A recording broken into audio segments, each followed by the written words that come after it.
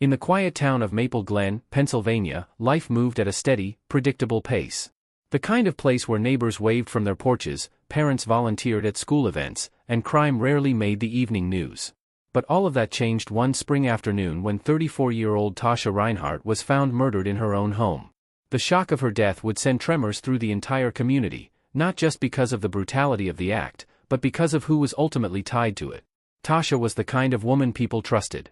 A respected high school English teacher, she was known for her warm smile, thoughtful nature, and unwavering loyalty.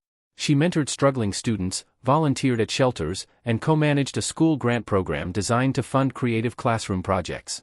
By all accounts, she was loved and safe. That's what made her murder so difficult to comprehend. She was found by police after a neighbor reported her front door had been left open for hours. Officers discovered her lying lifeless in the study, slumped over her desk.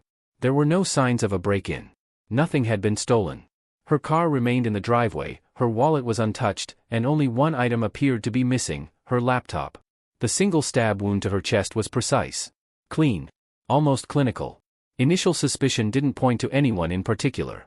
Until it was revealed that the last person to see Tasha alive was her best friend of 9 years, Mira Langston. Tasha and Mira were inseparable. They had met at a statewide teaching conference and became fast friends. Mira, outgoing and charismatic, was the perfect counterpart to Tasha's thoughtful and introspective nature. They worked together, traveled together, even spent holidays together. In the eyes of many, they were closer than sisters. So when Mira showed up at the crime scene sobbing, claiming she hadn't heard from Tasha since their Friday night dinner, detectives didn't press her hard. According to Mira, they had a disagreement over dinner, something about money, nothing serious, and Tasha had asked for space. Mira had respected her wishes, she said. It might have ended there, if not for the anonymous email that arrived at the precinct days later. The message was simple. Check the shared drive. File name, reinhartarchive.zip. Investigators searched the school server and found the file, locked with a password. Forensic techs cracked it within hours. What they uncovered changed everything. The folder contained records, screenshots, spreadsheets, emails, all pointing to a devastating discovery. Mira had been stealing money from the grant fund she and Tasha co-managed. Over $40,000 had been siphoned to personal accounts using falsified documents. There were also Word documents showing Tasha had compiled the evidence and was preparing to report Mira to the school board and the police. One document stood out. It was titled, Evidence Against Mira Langston, Final Draft. Its timestamp?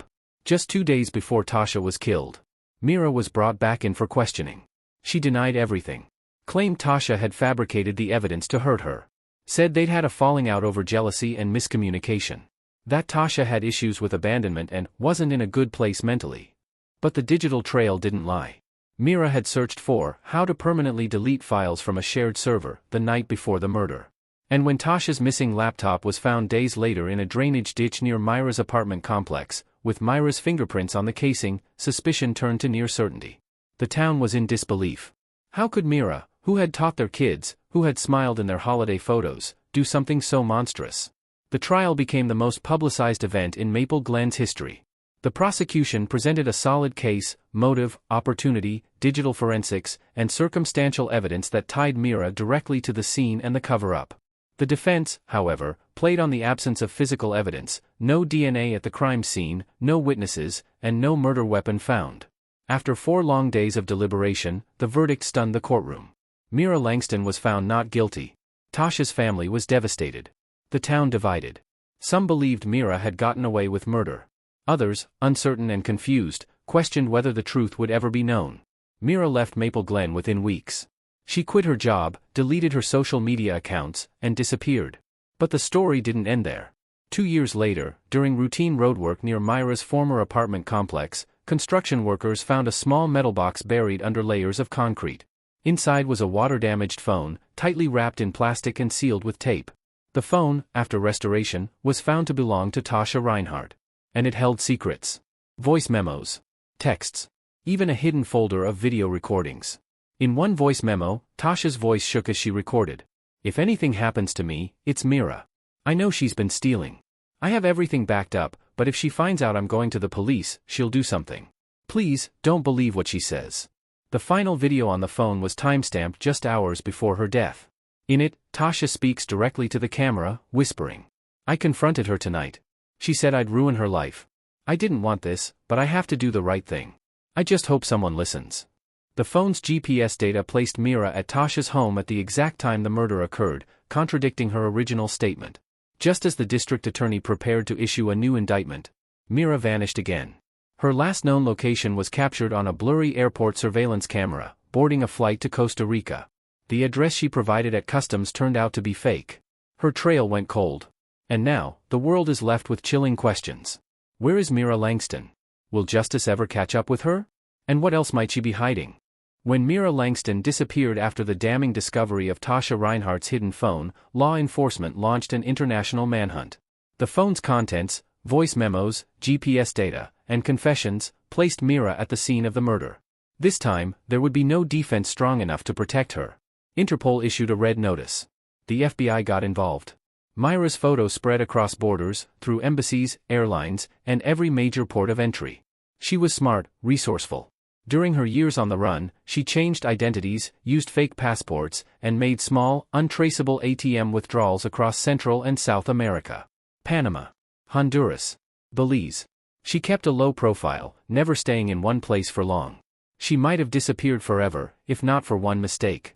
8 months after her disappearance, a boutique jeweler in Medellin, Colombia, contacted local police. A woman matching Mira's description had tried to sell a pair of diamond earrings. Small, unassuming, except for the custom engraving on the back, TR. They had once belonged to Tasha Reinhart.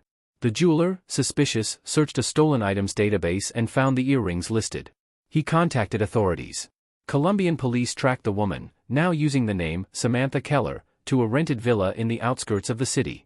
Surveillance confirmed it was Mira. In the early morning hours, officers moved in. She didn't resist. She didn't say a word. As she was handcuffed and led away, she kept her eyes down, silent, as if the world she'd built had finally crumbled. She was flown back to the U.S. within 72 hours. The news spread fast. The town of Maple Glen, once again, braced for impact. Many had accepted that Mira would never be caught. Her return reopened old wounds and reignited long-buried outrage. This time, the case was airtight. The voice recordings. The GPS data. The fingerprints on Tasha's laptop. The earrings. It all painted a picture that was impossible to ignore. Mira was charged with first-degree murder, destruction of evidence, wire fraud, and fleeing prosecution. During the trial, she barely spoke. Her lawyers tried a new angle, mental instability, claiming she had snapped under pressure and fear of exposure. But the jury wasn't swayed. 3 weeks later, the verdict came down. Guilty on all counts. Mira Langston was sentenced to life in prison without the possibility of parole. The courtroom was silent as the judge read the sentence. Mira showed no emotion. No tears. No anger. Just a hollow stare. Like someone who finally realized the game was over. Her fall from grace was complete. Tasha Reinhart was gone, but her meticulous planning had spoken beyond the grave. Her backup recordings, her evidence, her instincts, they had delivered justice. But even in prison, Mira remained unpredictable. 2 weeks after her sentencing, during a routine inspection of her prison cell, officers found something odd. Hidden in a hollowed-out legal textbook was a handwritten letter. No signature.